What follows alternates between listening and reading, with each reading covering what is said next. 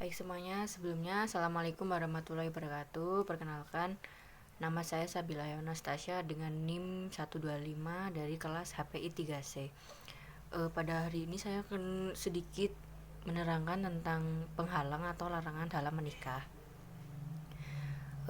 Sebelumnya untuk penjelasannya, yaitu para ulama klasik sepakat bahwa yang dimaksud dengan larangan dalam perkawinan ialah larangan untuk kawin antara seorang pria dengan seorang wanita. Sedangkan menurut Syarok, larangan tersebut dibagi menjadi dua, yaitu halangan abadi atau haram takbid dan halangan sementara atau haram goibid atau takkid. Wanita yang terlarang untuk dikawini itu disebut mahram. Di antara larangan-larangan yang ada yang telah disepakati dan ada yang masih diperselisihkan. Baiklah, yang pertama yaitu adalah mahram takbid, yaitu adalah orang-orang yang selamanya haram dikawin. Larangan yang telah disepakati ada 3. Yang pertama yaitu adalah nasab atau keturunan. Dalam perspektif fikih, wanita-wanita yang haram dinikahi untuk selamanya yaitu takbid, karena pertalian nasab adalah yang pertama itu adalah ibu kandung. Perempuan yang ada hubungan darah dalam garis keturunan garis ke atas, yaitu ibu, nenek baik dari pihak ayah maupun ibu dan seterusnya ke atas. Yang kedua, anak perempuan kandung, yaitu wanita yang mempunyai hubungan darah dalam garis lurus ke bawah, yakni anak perempuan, cucu perempuan baik dari laki-laki maupun perempuan dan seterusnya ke bawah. Yang ketiga yaitu saudara perempuan, baik seayah, seibu, seayah saja atau seibu saja. Kemudian yang keempat yaitu adalah bibi, yaitu adalah saudara perempuan ayah atau ibu, baik saudara kandung ayah atau ibu dan seterusnya ke atas.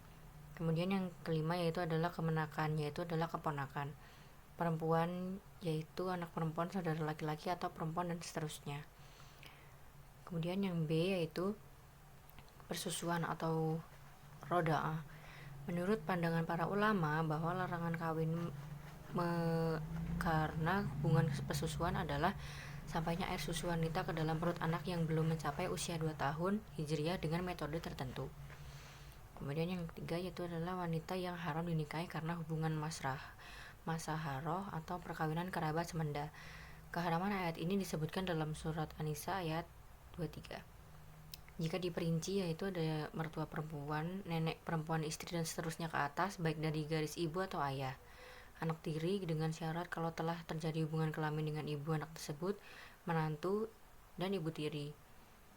Kemudian selain bentuk larangan perkawinan tersebut di atas, yang berkaitan dengan nasab, persusuan dan musaharoh, ada beberapa larangan yang diperselisihkan, yaitu yang pertama adalah zina, perzinahan, kawin dengan pezina baik antara laki-laki baik-baik dengan perempuan pelacur atau perempuan baik-baik dengan laki-laki pezina tidak dihalalkan kecuali setelah masing-masing mengatakan bertaubat.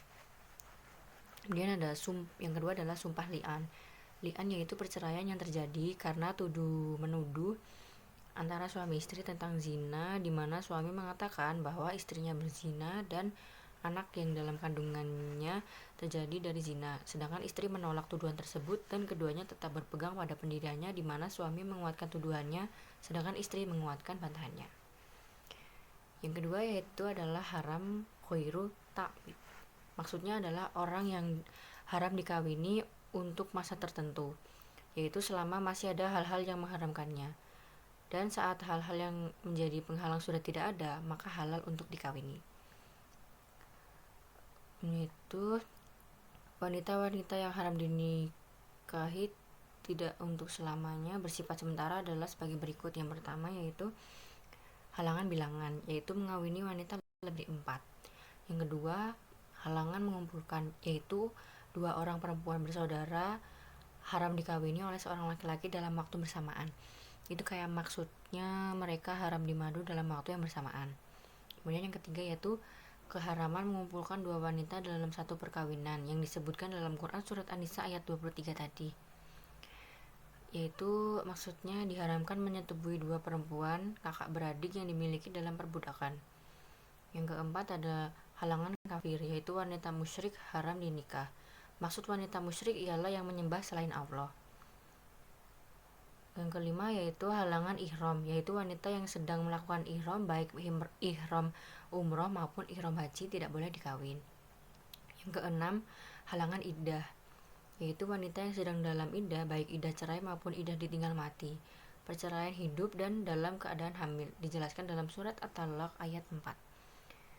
Kemudian yang ketujuh yaitu halangan perceraian 3 kali, yaitu wanita yang ditalak 3 haram kawin lagi dengan bekas suaminya, kecuali lagi kalau sudah kawin lagi dengan orang lain dan telah berhubungan badan serta dicerai oleh suami terakhir dan telah habis masa iddahnya.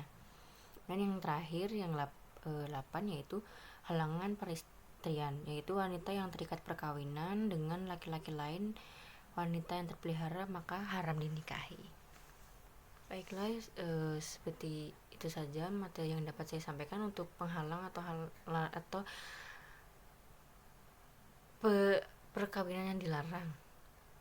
Kurang lebihnya mohon maaf. Wassalamualaikum warahmatullahi wabarakatuh.